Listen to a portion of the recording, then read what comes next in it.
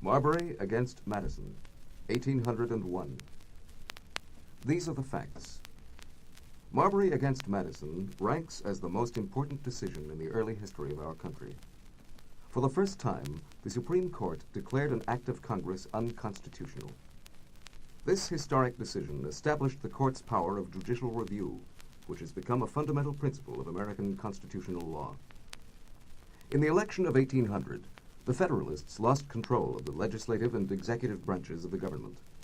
They sought to retain control of the third branch, the judiciary, through the appointment of many new federal judges. William Marbury received one of these appointments. His commission as Justice of the Peace for the District of Columbia was signed by the President, John Adams, and the seal of the United States was duly affixed to it. But due to the negligence of the Secretary of State, Marbury never received his commission. Thomas Jefferson, the new president, ordered his Secretary of State, James Madison, to withhold the commission. Marbury, under provisions of the Constitution, sued in the Supreme Court for a writ ordering Madison to issue his commission. Behind the legal issues were the political facts of 1803. The Federalist Supreme Court was engaged in a struggle for power and prestige with the Democratic administration. Now the court was on the horns of a dilemma. If it ruled that Marbury was not entitled to his commission, it would look as if the court had retreated in the face of Jefferson's stubborn stand. But if the court should issue the writ, Jefferson was likely to ignore it. The court, having no way to enforce the writ, would lose face.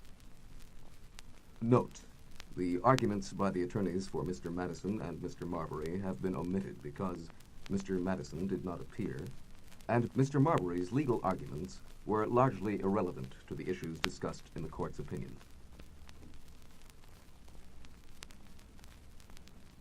The opinion of the court by Mr. Justice John Marshall. The following questions have been considered and decided.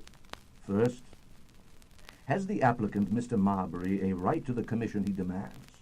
Second, if he has a right and that right has been violated, do the laws of his country afford him a remedy? Third, if they do afford him a remedy, is it a writ of mandamus issuing from this court? The first object of inquiry is, has the applicant a right to the commission he demands? Mr. Marbury, since his commission as Justice of the Peace was signed by the President and sealed by the Secretary of State, was legally appointed, and as the law creating the office gave the officer the right to hold it for 5 years, independent of the executive, the appointment was not revocable, but vested in the officer legal rights which are protected by the laws of his country. To withhold his commission, therefore, is an act deemed by the court not warranted by law, but violative of a vested legal right. This brings us to the second inquiry. If he has a right, and that right has been violated, do the laws of his country afford him a remedy? The very essence of civil liberty certainly consists in the right of every individual to claim the protection of the laws whenever he receives an injury. One of the first duties of government is to afford that protection. The government of the United States has been emphatically termed a government of laws and not of men. It will certainly cease to deserve this high appellation if the laws furnish no remedy for the violation of a vested legal right.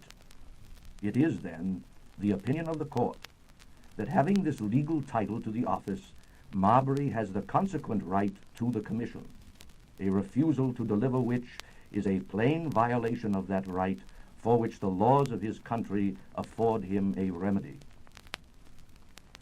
It remains to be inquired whether he is entitled to the remedy for which he applies.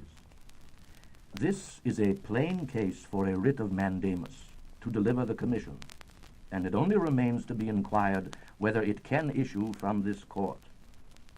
The Judiciary Act of 1789 authorizes the Supreme Court to issue writs of mandamus to persons holding office under the authority of the United States. Now, the Constitution does not give Congress the power to increase the original jurisdiction of this court. To enable this court, then, to issue a mandamus, it must be shown to be an exercise of appellate jurisdiction.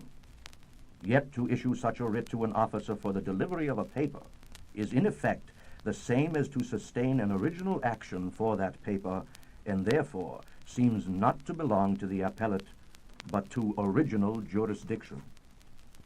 The authority therefore given to the Supreme Court by Congressional Act, the Judiciary Act of 1789, to issue writs of mandamus to public offices appears not to be warranted by the Constitution, and it becomes necessary to inquire whether a jurisdiction so conferred can be exercised. If a law be in opposition to the Constitution, if both the law and the Constitution apply to a particular case, so that the court must either decide that case conformably to the law, disregarding the Constitution, or conformably to the Constitution, disregarding the law, the court must determine which of these conflicting rules governs the case.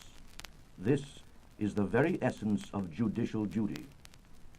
If then the courts are to regard the Constitution, and the Constitution is superior to an ordinary act of the legislature, the Constitution, and not such ordinary act, must govern the case to which they both apply. An act of the legislature repugnant to the Constitution is void.